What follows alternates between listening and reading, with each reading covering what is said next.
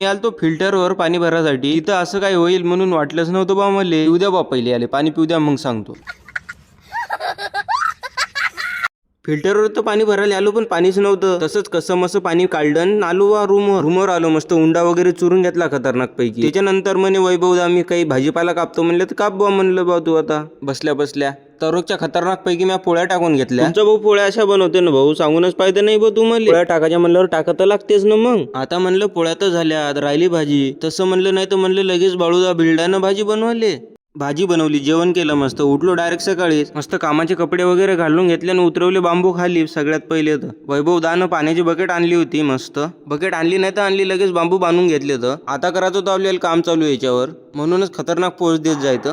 चला मग आम्ही काम चालू करतो. चला भेटू असेच एक नवीन ब्लॉगमध्ये. नवीन असेल तर फॉलो करून घे बा तुमच्या भावाले, कारण की असेच नवीन नवीन व्हिडिओ पाहण्यासाठी आपल्या यूट्यूब चॅनलला पण सबस्क्राईब करून टाक जा.